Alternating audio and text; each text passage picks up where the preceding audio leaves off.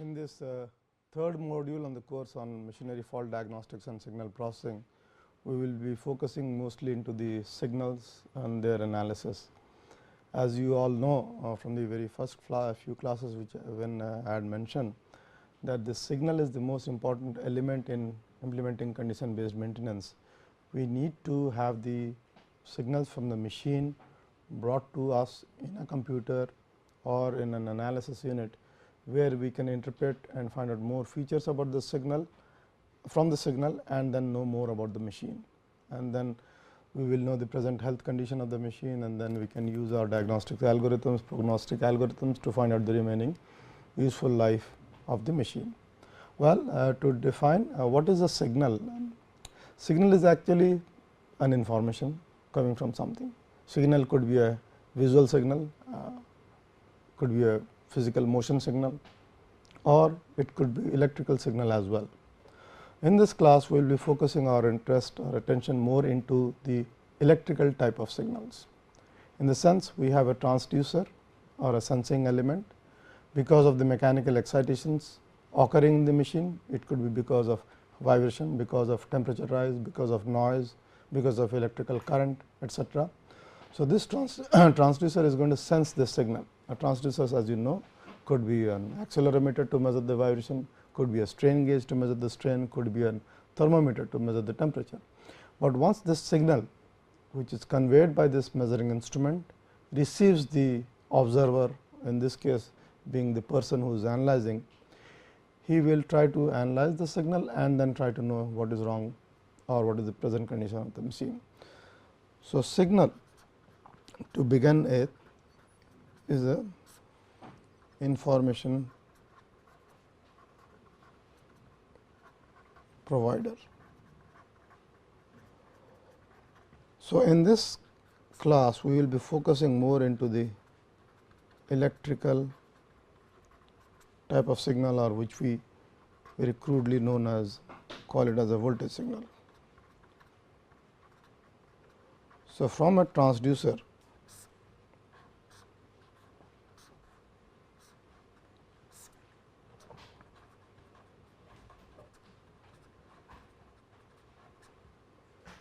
I will get certain information or signal, and then this will come to an analysis unit. This, to begin with, this analysis unit could be a simple oscilloscope. I am sure all of you must have used an oscilloscope in your electrical engineering lab. So, what do we see in an oscilloscope? So, in an oscilloscope we have a time base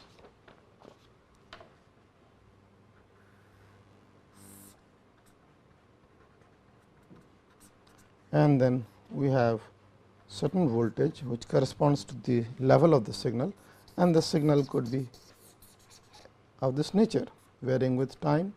So, this is my signal. I have drawn this signal as varying with time, but the signal could be at a constant level as a function of time. For example, my signal could be like this. This is also a signal.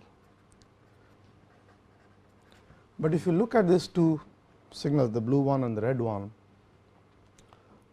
is changing with time.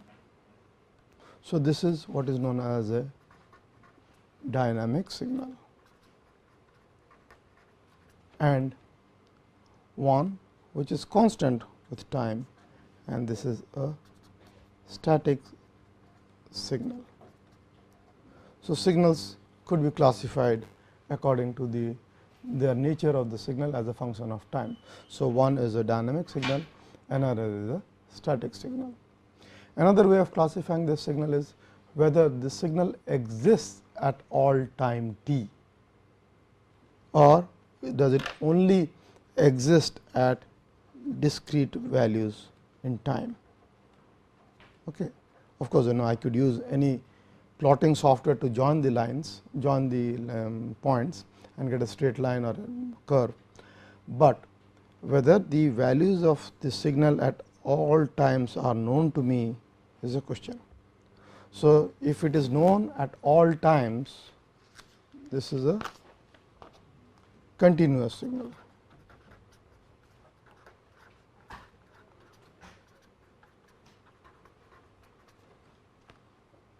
Or usually an analog signal is a continuous signal, that means it exists at all time t. All time t, as opposed to what is we known as a discrete, sometimes digital signal, which I had represented as few values here and there. So, I will just join them with a line, okay, and then these are actually the values where I know these signals. I do not know what is the signal here, whether it is going here or going here, but I will, and there are many ways to assume it. I will just draw a straight line fit between them, or I can do a curve fit, or I can do a spline fit, etc. So, this is what is known as a discrete signal. Now, well, there are other types of signal also, in the sense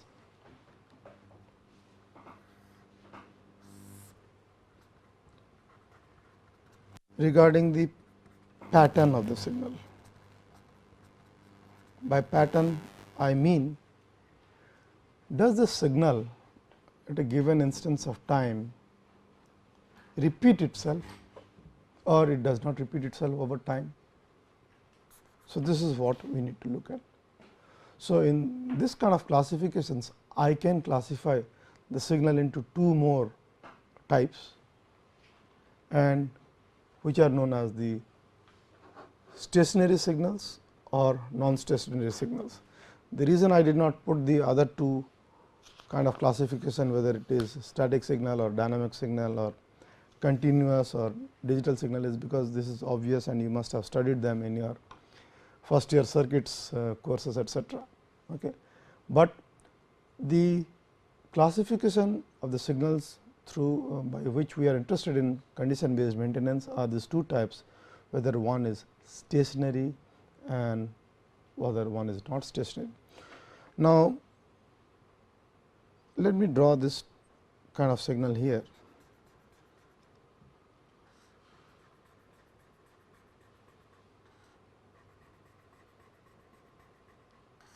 This is a kind of signal. You will grossly try to understand now that the value of the signal, the average value of the signal here in one instance, in one block of time, is almost the same as this block of time, it is almost the same as in the next block of time. So, such a signal is actually known as a stationary signal. That means, the average or mean value of the signal repeats itself over a block of time or a period of time, and that is the stationary signal. Okay, and the stationary signals could be periodic or random, as opposed to the non-stationary type. Suppose I draw a non-stationary type, it happens once in a while and then it does not repeat. Okay. So, this is a case of a non-stationary signal. For example, in machines you will see a lot of impacts happening, suddenly something fell, something broke, there will be a high level of vibration and then nothing will be there. So, those are cases of non-stationary signals. I will give you an example of stationary.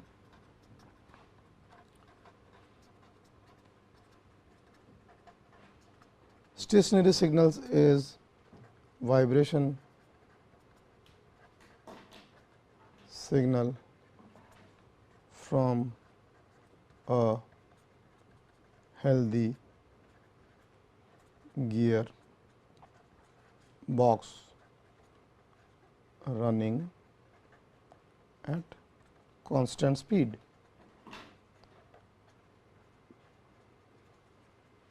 Underline the word constant speed. This is the case of a periodic signal. okay, as opposed to suppose I change the speed, what would happen? This time domain would sometimes decrease, increase and so on. So, for the same given time block, the average values will be different, and that would be a case of a non-stationary signal. So, whenever there is speed fluctuation, we will get non-stationary signals, because the signals, if we average them over the blocks, the values will not be same, okay, as opposed to the periodic or random stationary signals. We will discuss more of this later on in this class. So, with an understanding of the three types of classification of the signals, one is whether they are dynamic or static, whether they are analog or discrete, and then finally, whether they are stationary or non-stationary. Now, what is the usually the nature of the signal in CBM or condition based maintenance? They are usually vibration signals are functions of time. So, they are dynamic, they could be stationary and or they could be non-stationary. I will give you an example why we have to be careful while analyzing non-stationary signal, because you suppose a signal is coming from a machine and then I am doing certain online real time analysis, and this analysis takes certain time. What would happen to my analysis if during the time of analysis the signal has changed? Okay. So, whatever I interpret about the signal is not right, because the signal itself is changing so fast that it is within my analysis time the signal features have changed. So, for such non-stationary signals we require really advanced signal processing techniques, which I will tell you later on in this course.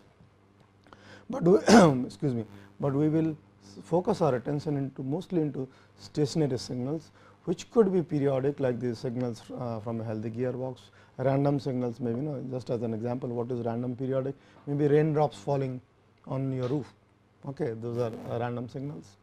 And what could be the example of transient signals or impact signals, like you have a gun barrel, a missile being shot from a barrel.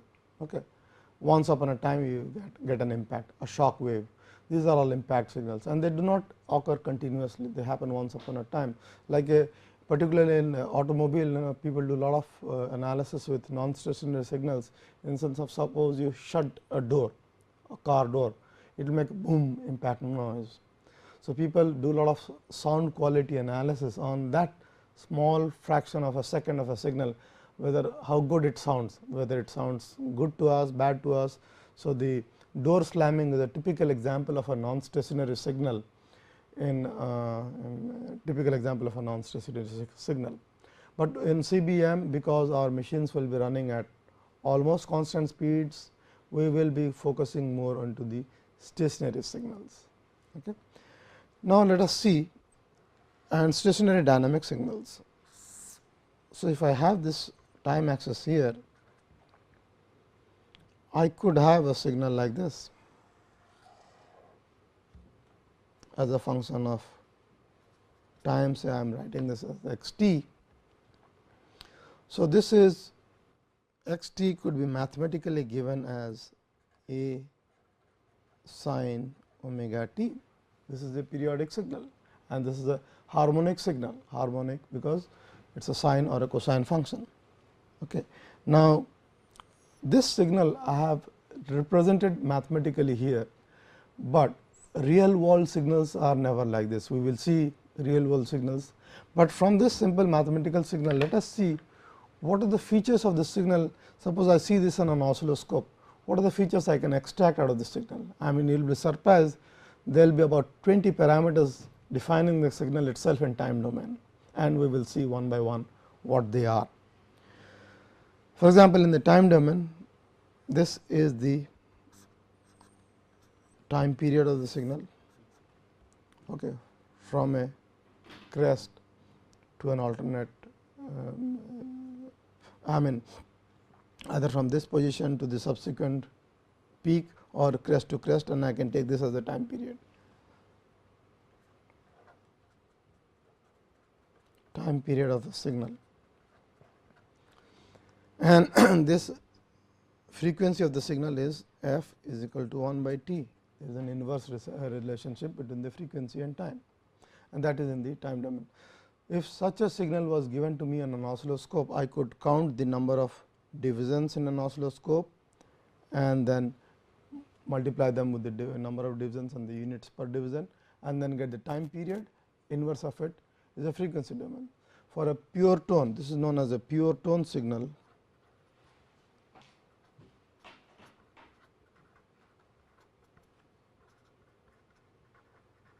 Because pure tone signals have only one frequency. Okay. So, this is a pure tone signal, and then in the, if you see here A sin omega t. So, what is A? A is this amplitude. So, this value is A, and it is known as the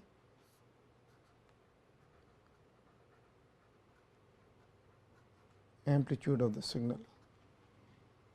Okay. And sometimes the peak amplitude is nothing but 0, this is 0 value, and then of course, this will be a minus A. So, the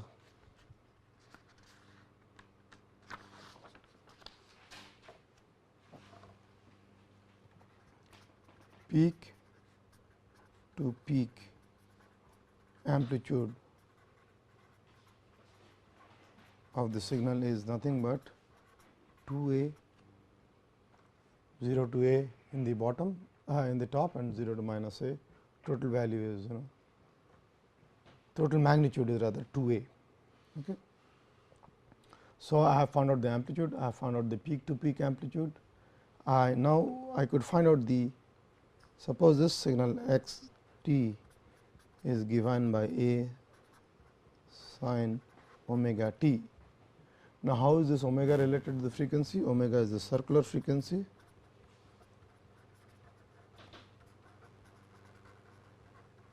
its unit is radians per second, and omega is equal to 2 pi f or 2 pi by t, where t is the time period in seconds. Okay. Sometimes you will see in instruments we measure by milliseconds, microseconds. So, you have to be careful about these units. For example, the unit of frequency is hertz, and it is written as capital H small z, okay, hertz, the frequency. Now, such a signal, if somebody asked you find out the mean value of this signal, what would you do? You would, over a time period, the mean value of the signal is nothing but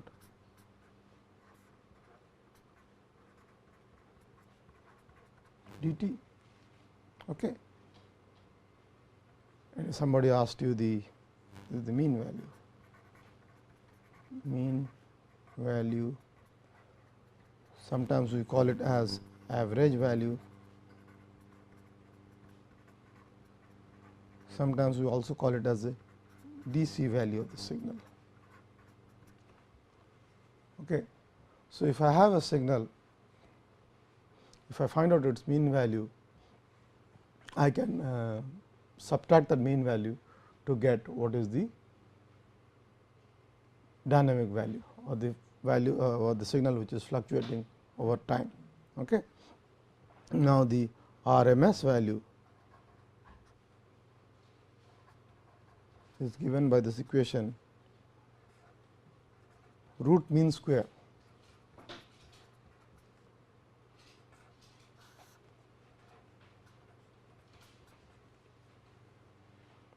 This is known as RMS.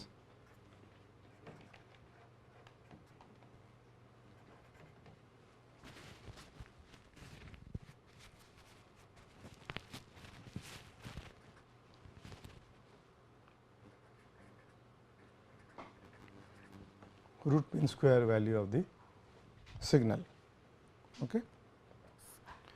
Now, all of you would have recalled, go back to your first year circuits, you will recall for a sine wave, this happens to be a by root 2 or 0.707 a, but this is only true for the case of a harmonic waveform, it would be cosine and sine. This is not for any waveform, no, okay, only for the case of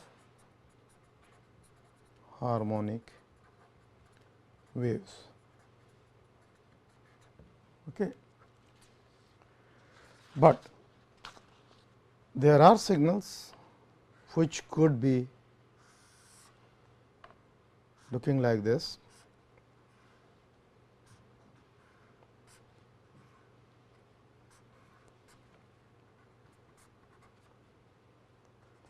X 1 t. So, this is what is known as a square wave.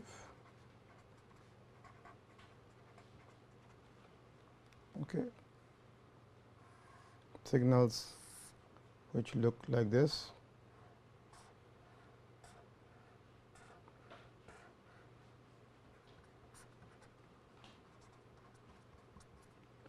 This is a triangular wave. In fact, there are commercially available signal generators, wherein you can electronically produce such signals, either to calibrate your equipment or to do check your equipment, etc. This can be done, and we will be using these waveforms later on to understand the frequency domain analysis, because the frequency content of the previous harmonic pure tone signal was just 1, that was 1 by t for the case of a sin omega t. But if I was to ask you what are the frequency contents in the signal, well, you may think of it, well, I will measure the time period and take the inverse and say this is the frequency. You are right, this is just the fundamental frequency. So, if I say my function is periodic and it has one frequency, I can always draw a sine wave, then why should I draw a square wave? So, square wave also has other frequencies, other harmonics other than the fundamental. Same is true for triangular, same is true for the other case which I am drawing here is the sawtooth. So, these are certain signals which you will come across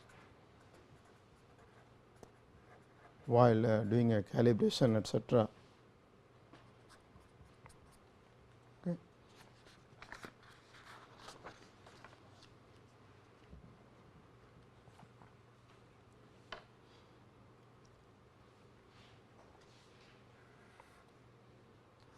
Of course, this is the sinusoidal wave. Usually, when you are dealing with electrical signals of the constant frequency like a 50 hertz signal, this is a sinusoidal wave. And in electrical equipment, if this power supply is not a sinusoidal, there are transients of kind of spikes, etc. in the signal. They are known to, though their values will be less, but though they are known to damage delicate electrical equipment or electronic equipment. So, that is why we have a lot of online surge protectors, spike protectors, so that we get a neat 50 hertz sine wave into the system, but that does not happen. So, this sinusoidal could be getting corrupted by such transients and peaks. We will come to that later on. Another is we have the rectified signal, in the sense this is a half wave rectified, in the sense only the positive parts are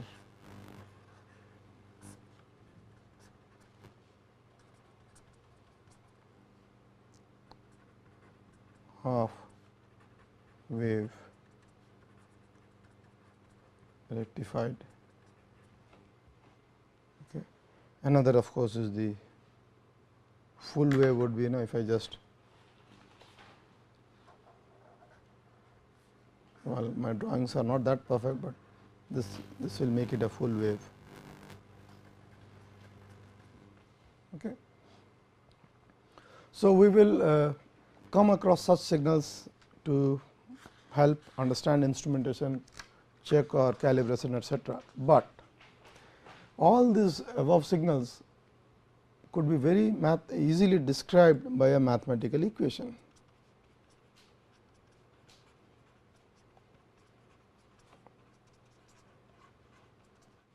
So, we can find out their features. Features mean their mean value,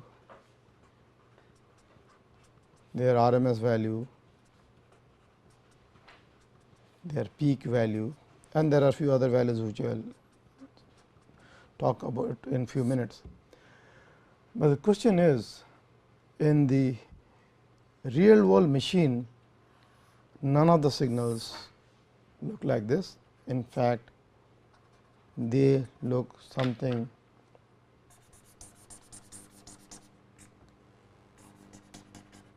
okay. This is the real world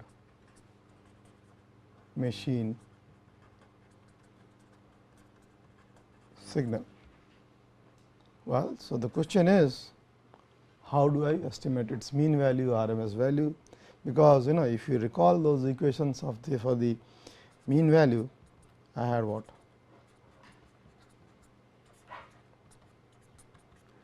I do not know this as a function of a mathematical function. So, I possibly cannot do this by using this integration formula here. Had I been given the equation to the signal, I could have done everything. So, this is a challenge to us. So, well, there are very easy solutions, nothing to be worried about. We will find out how we can find out such analysis. For example, I will just give an example. All of you must have used Excel. Okay. So, if I in Excel, if I give you x and y value, you have say 0, 1, 2, 3, 4. I give you few numbers randomly, etc. And now, in Excel, I can always ask you to find out the mean value of the signal. If some signal which I have randomly plotted, I will do is you do a summation of the values and then divide by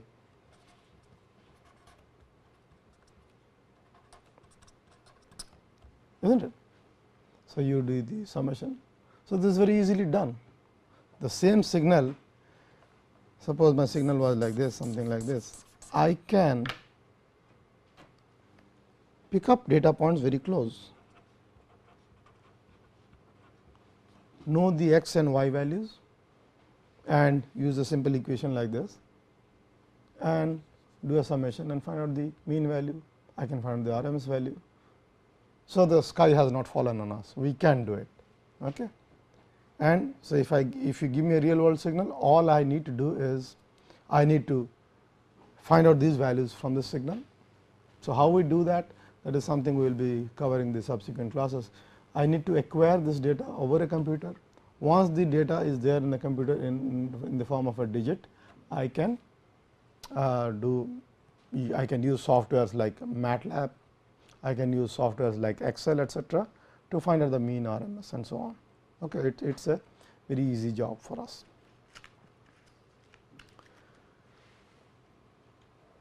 Now, so as you know, we need to find out the features of the signal.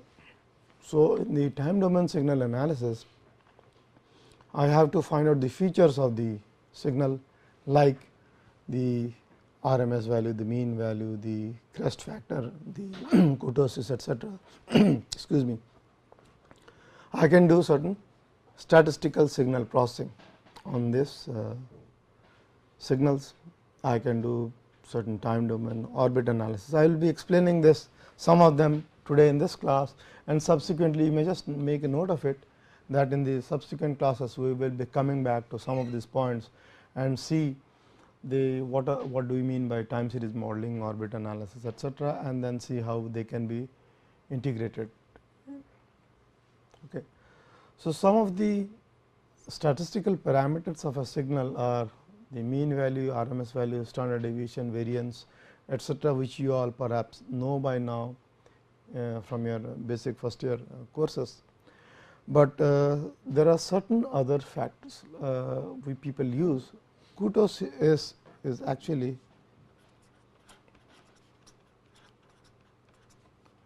you can quantitatively say it is a measure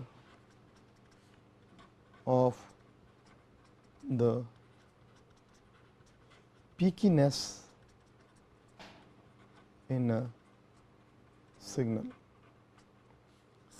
I will tell you how to calculate this either in Excel or in a software known as MATLAB. So, for example, if I have a real signal from a good gearbox, it may look something like this. Okay. The red one is a signal from a healthy gearbox. Okay.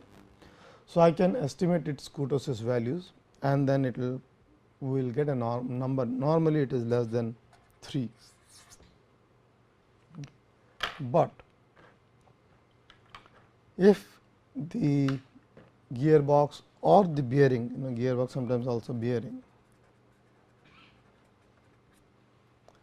if it is bad, there will be a lot of these high peaks.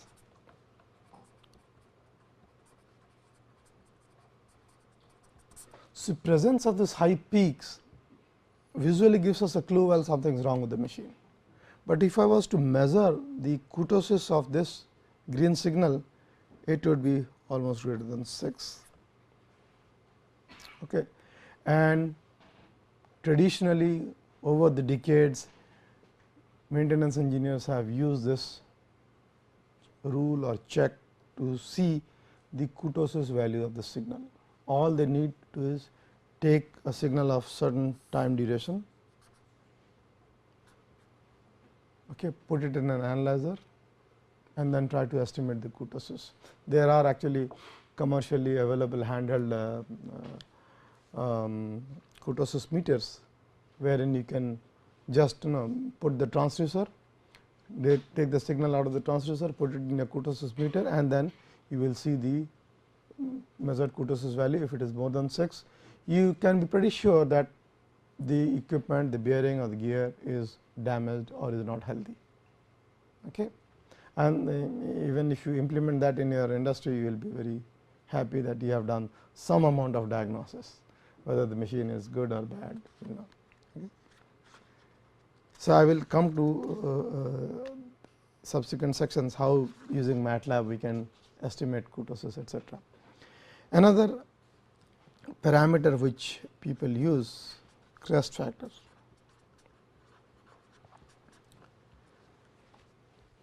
Crest factor is defined by the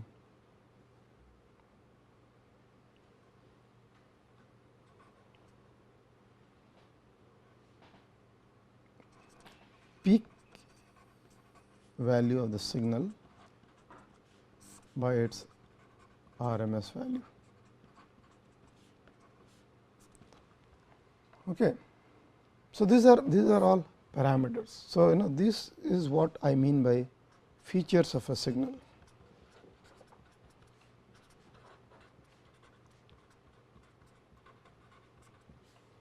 Okay. Like we use the features of an object, the size, shape, color, okay, whether the surface is rough, what is the color. So, these are features of a object which you see visually. Features of a person, the face, the eyes, the nose, the lips, the ears. Similarly, for a signal which you see in the time domain in an oscilloscope, what are its features? Features could be these like the mean, RMS, standard deviation, variance, kurtosis, crest factor, skewness. Skewness is another parameter in which whether the signal is lopsided to one side or other. Like you talk in statistics about skewed data, whether the data is biased towards one side. Okay. Whether we should have skewed data or not is something which we need to see.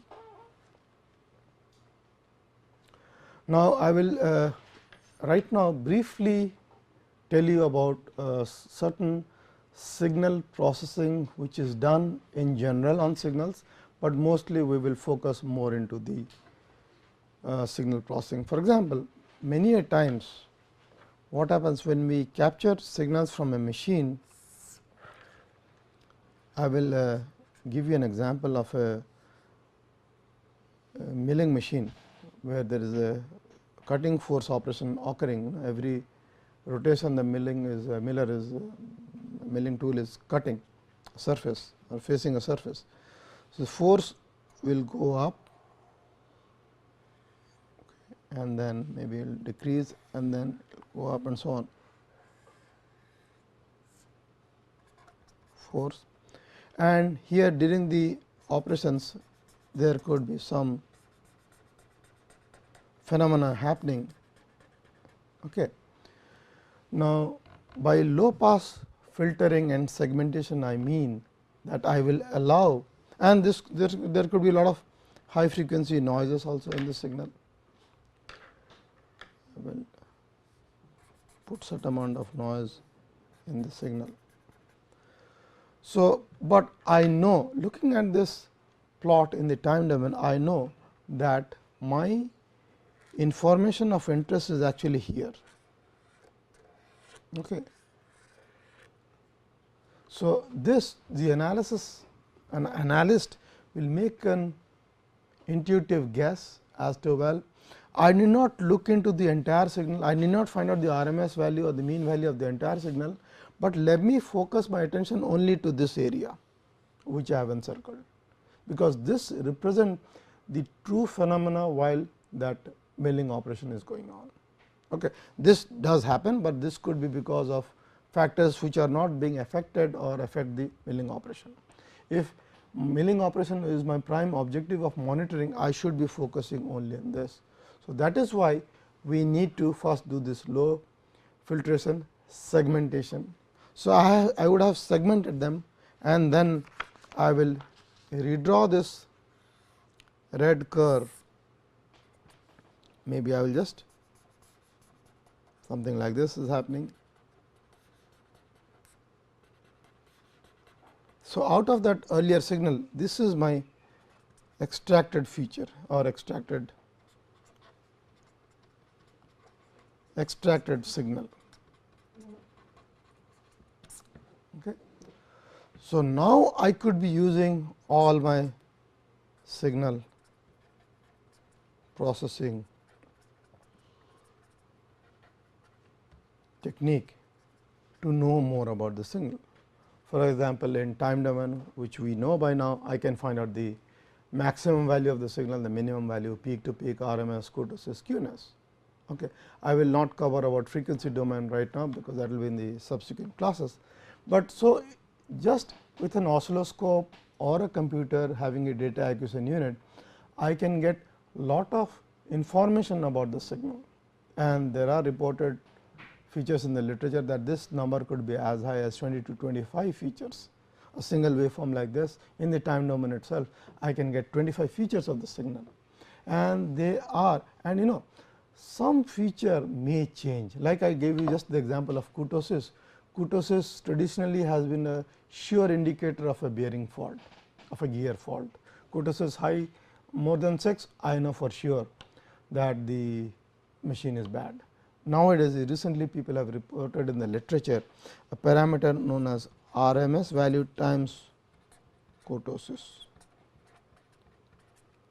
Okay. There are a few references on this. People find out the RMS kurtosis and multiply them, and this is a strong indicator. If its value is high, it is a strong indicator that something is wrong with the machine. Okay.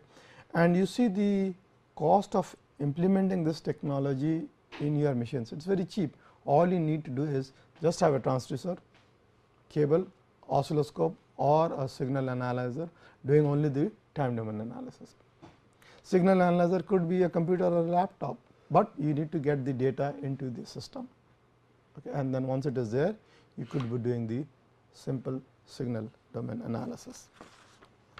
I will now show you some signals, real world signals, which occurs in the machine. For example, this is for the ball bearing signals, okay. And this is in time domain about 0.2 seconds. This is the vibration signal. This is for a defect free bearing which was loaded and run, and this value you perhaps cannot read it, but let me tell it to you. This is 0.01 meters per second square, and this is minus 0.01 meters per second square. So, the signal looks something like this, and it is very a low level compared to once we have a defect in the outer race of a bearing. Let me just draw the bearing for all of you. We have this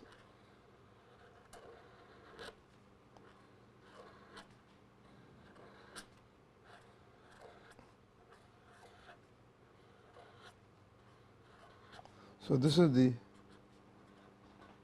outer race, this is the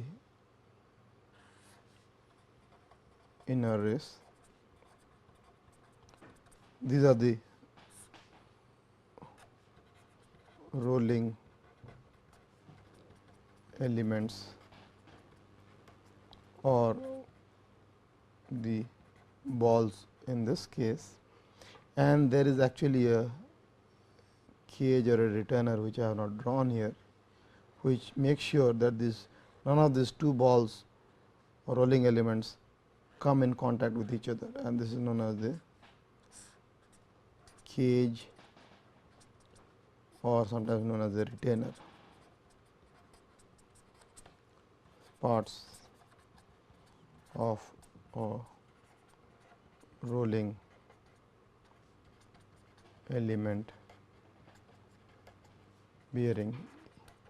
Usually either the outer race or the inner race is stationary, but usually the inner race rotates, okay, and the outer race is fixed in a casing. But if you will recall our common ceiling fan, it is just the reverse. The common ceiling fan, the inner race is fixed, the outer race rotates, and then the blades are attached, the hub is attached and the blades are attached, just an example. So, in this case we had an artificial defect, okay, because we have a bearing manufacturer next door in Kharagpur. So, they helped us do this experiments. In fact, we could see the fault in these bearings. So, in one case we had a defect in the outer race where we had a pitting mark.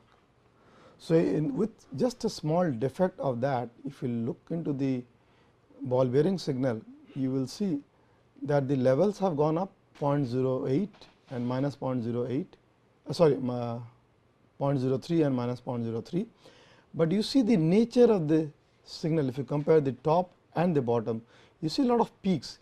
So, each time these rolling elements come across this defect, there will be an impact, okay. And because of this impact, these levels go up and down. So, one is, just if I was to observe the peak values or the mean values or the RMS values, they may be very close, okay. Sometimes, so that is why features like RMS and peak values need not be the true indicators, but say for example, if I measure the kurtosis of one over the other, you will see kurtosis of the second one is considerably high. Okay. I will see the case when there are two defects. So, we made two defects, the severity of the bearing increased, defect increased, and the values are very high, 0.5, 0.4, and you see the nature of this. So, just by a time domain visualization of the feature of the signal, we can say, well, something is good or bad in the bearing, okay. But to be more correct, we can always estimate the kurtosis or the RMS times kurtosis and then find out the such conditions of the bearing. So, kurtosis value of the signal gives a clue about the bearing condition. So, this is just a beginning of what we are going to see in this course in terms of the feature extraction from the signal, how we are going to do that using software like MATLAB, Excel, and then find out the features and then try to diagnose the kind of faults which are there in the machine. This is just to give you another example. We are talking about in vibration isolation case. So, this is a typical case of a shock which occurs in a machine, and this is how it looks in the time domain, and these values are actually -6 to 6. These are actually values measured from an earthquake, and this is the and this is a very low level of I mean these levels could be 25 G. Okay. And this is what time history of the shock wave looks like. Okay. So, what kind of features are we going to extract from this, because signal also conveys not only information, it also conveys energy, transmits energy. So, how much of energy is coming through the system is also to be considered. This is just to give you another example of a signal. So, this is an auditorium where we people because of the reverberation or because of the absorption in the wall, this if there is a loud noise level and suddenly it is shut down, this is the time history, this level is going to come down, right. So, the quicker it comes, that means the more quickly the sound has been absorbed. So, this kind of studies are used to estimate the reverberation time in the room. Imagine if all these walls were reflecting, it would take a longer time for this sound to come down. You all must have seen in the indoor gymnasiums, when people shout, the whole thing is reverberating because there are no acoustical absorbers. Imagine in your cinema halls if this reverberation was very high. When the actor says a dialogue, it will be ringing, it will be not decaying, and then another actor would be saying something and he will get all jumbled up. So, reverberation time is estimated by this method, and this is how a typical signal looks like you see the decay, and then the time taken for the noise level to come down by 60 decibels is the what is known as the reverberation time. Some of the opera houses have typical values of 2 seconds, like the Sydney Opera House. If you clap, you can hear it ringing inside for about 2 seconds. Okay. But we cannot afford to have that in a classroom or a conference room, it has to be much less. So, this is typically one of a time. So, you would characterize this as a non-stationary signal, because this is happening once on a time, it is not repeating, it is not stationary. So, with this kind of a background, you will see that well, it is good that by time domain analysis we have some idea about the features of the machine, but sometimes you will see that we need to do a frequency analysis of the signal, because of the fact that every mechanical component has a characteristic frequency or frequencies. Okay. And this characteristic frequency which show up in the frequency spectra are actually the signature of a machine. Like every human being has an unique signature, every machine has an unique vibration signature. So, if something is wrong with the machine, the vibration signature would change. So, if today I would have taken the vibration signature, 2 months down the road I will take the vibration signature again of the machine. If things have the signatures have changed, I know something is wrong with this machine. Okay. And then we will come to more about orbit plots and frequency ratios once we discuss more about the frequency, but essentially there are two time signals. If I know one signal's time period, I can know another signal's time period depending on whether they are related as same, the two frequencies are same or two frequencies are different, two amplitudes are different. Something is what we are going to talk about in the subsequent classes. Okay. So, I will expect that you all become familiar with Excel while we do this course, and I will be also telling you about how to use MATLAB in this course. Okay. Okay. Thank you.